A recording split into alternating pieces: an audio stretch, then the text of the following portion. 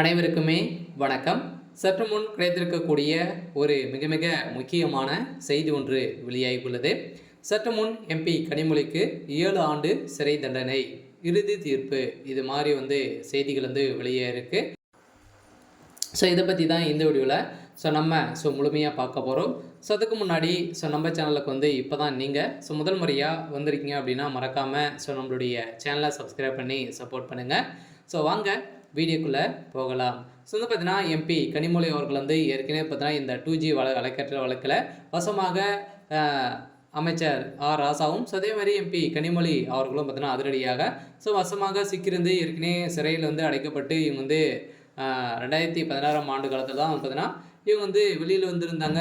இந்த நிலையில் தான் இப்போ அதிரடியாக கனிமொழி அவர்கள் பார்த்தீங்கன்னா இதில் இந்த 2G வழக்கில் குற்றவாளி என நீதிமன்றம் பார்த்தீங்கன்னா போட்டிருக்கக்கூடிய தீர்ப்பின் அடிப்படையில் தான் இப்போ சதுரடியாக பார்த்தீங்கன்னா கனிமொழி அவர்களுக்கு 7 ஆண்டு சிறை தண்டனை விதித்திருக்கிறதாக ஒரு தகவல் வெளியாக இருக்குது.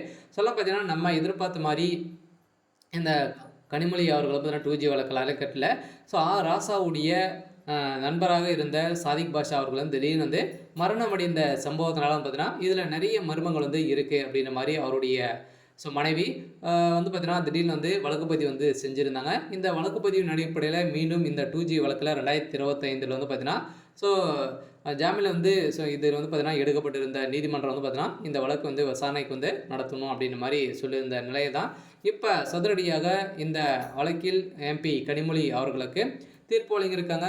இந்த நிலையில் தான் பார்த்தீங்கன்னா இவர்கள் குற்றவாளி என நீதிமன்றம் தீர்ப்பளித்திருக்கு. ஆர் ராசா அவர்களும் கனிமொழி அவர்களும் சிறைக்கு செல்வது உறுதி அப்படின்ற மாதிரி தான் இப்போ வெளியே இருக்குது. இவர்கள் அதில் கொள்ளைகள் அடித்த பணங்கள் அனைத்துமே இதில் உறுதியாக செல்கிறது. பார்த்தீங்கன்னா இந்த வழக்கின் அடிப்படையில் கனிமொழி அவர்களும் அதே மாதிரி ஆர் ராசா அவர்களுக்கும் பார்த்தீங்கன்னா ஒரு நீதிமன்றம் போட்டிருக்கக்கூடிய தீர்ப்பின் அடிப்படையில் திமுகவுடைய தலைமையகத்துக்கு ஒரு மிகப்பெரிய இடியாக தான் விழுந்திருக்கு. இருந்தாலுமே கனிமொழி அவர்கள் இனிமேல் கைது செய்யப்படாமல் இருக்காங்க. இந்த நிலையில் இருந்தாலுமே இவர்கள் பார்த்தீங்கன்னா செய்தது ஒரு மிகப்பெரிய குற்றமாக கருதி இப்போ அந்த சாதிக் பாஷா அவர்கள் பார்த்தீங்கன்னா இருந்த சம்பவத்தின் அடிப்படையில் அங்கு சிக்கிய ஆதாரத்தின் அடிப்படையில் இவர்கள் இருவருமே குற்றவாளிகள் தான் என நீதிமன்றம் தீர்ப்பளித்திருக்காங்க. இவர் கூடியவர்கள் கனிமொழி அவர்களும் அதே மாதிரி ஆர் ராசா அவர்களும் பார்த்தீங்கன்னா இப்போ சிறைக்கு செல்லத்துக்கான அனைத்து விதமான ஏற்பாடுகளுமே நடந்துட்டு இருக்கு. அனைவருக்குமே ஒரு அதிர்ச்சியக்கூடிய சம்பவம் தான் நடந்திருக்கு. இருந்தாலும் என்ன நடக்க போகுது அப்படின்றத வெயிட் பண்ணி பார்க்கலாம். இது மாதிரி செய்திகளை தெரிஞ்சுக்கணும் அப்படின்னா மறக்காமல் நம்மளுடைய சேனலை சப்ஸ்கிரைப் பண்ணி சப்போர்ட் பண்ணுங்கள். தேங்க்யூ.